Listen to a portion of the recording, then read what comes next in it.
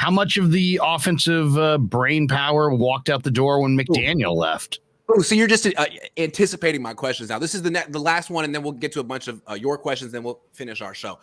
Yeah, I was actually not going to tell you this question beforehand. I was going to spring it on you. I didn't want to influence you. But now that you went there, was Mike McDaniel the real genius on this squad?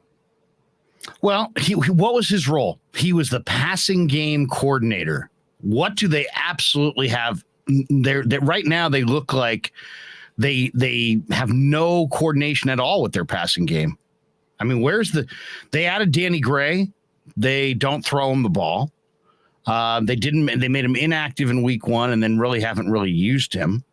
You've got as good a tight end. Technically was the run game coordinator. I think LaFleur was the pass game coordinator, but then he graduated to offensive freaking coordinator, the whole offense. Just saying that.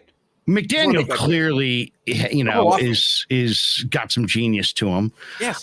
I won't be as far. I'm not going to go as far as you as saying I think Kyle should be out. I'm not saying I think Kyle should be out, but you know what? I'm giving him the rest of the season. I'm not firing him today. You gotta find the guy. Yeah. And if it doesn't, it's like nobody cares about the labor pain. Show me the GD baby.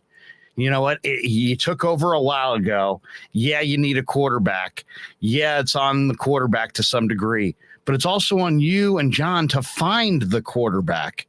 And so far you've presented Hoyer and Beathard and Mullins and now Garoppolo and Purdy. Lance and Purdy. Yeah. Have you landed on a quarterback? I mean, do you feel like you have the quarterback in the building? And personally, I saw a ton out of Brock Purdy, and I saw a ton out of Brock Purdy in college. So I don't know how many more weeks I would really want to go with Jimmy. Brock Purdy, are you saying like this is a potential franchise quarterback, or this is a guy who's a really good backup who could become a starter eventually? I'm just saying, instead of analyzing it with so much weight on it like that, how about let's just get back to the basics of who moves the football team. Okay. All right. Let's come back to McDaniel real quick, though. Let's come back to me. Let's not get off topic too much. We talked about Purdy. With McDaniel, all I want to say is it kind of feels like he was like the ghostwriter in the group. You know what I mean? They looked at him like, hey, man, you know, you're a little short. You're a little funny. Like, you're a little squirrely looking. You don't really have that head coach look, but you're smart. So why don't you be Kyle's right-hand man? Because Kyle's tall and he's got the name and Kyle's presentable. But you can give him all of his ideas. I don't know, maybe not. But it just kind of seems like he was the ghostwriter who finally got the chance to be a star. And all of a sudden, it's like he is a front man. He actually does a good job as a leader. And I mean, I'm not saying like he could make Jimmy what he's done with Tua. I think Tua is a better player than Jimmy. Tua will throw it deep. Jimmy won't.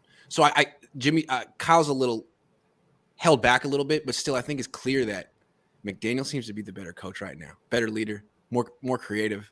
How do you think Jed feels about that? You think he's sick? Looking at the Miami Dolphins. I think Jed's still all in on Lynch and all in on Shanahan, and not anywhere close to where we're sitting here. You don't think that ankle break for Trey Lance made him open their eyes a little bit and gasp, say, "Whoa, those are."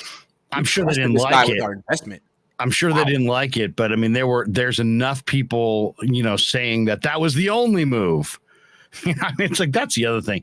The army of defenders is just so deep. There's crazy. So many people. It's not Kyle's fault. The Shanahans have a tremendous, tremendous support system around the league. People are legitimately afraid of them. And if you think about it, Mike's been around forever. So he has allies just about everywhere. And I think it's funny. I have no idea who knows him. But anytime Kyle gets any type of flack, notice which media people are the first ones there to defend him. Every freaking time. Rich Eisen. Every time. It's like, damn, Rich. Like, I know you and Mike must go back like 35 years, but Kyle can probably handle himself at this point.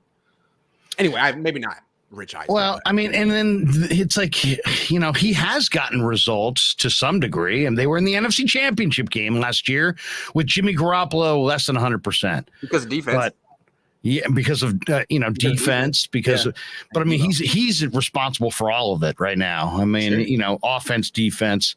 But is he going to repackage himself as a defensive coach? That would be hilarious. Yeah, maybe he could be Matt Patricia. Yeah, actually, Mike McDaniel was the offensive genius, but technically, I'm now a defensive coach. I forget what you thought you know about me. Right. All right. But McDaniel is smart. There's no question. And he has great weapons there. You know, Jalen Waddle is a burner and Tyreek's a burner. And, you know, they've got some nice weapons.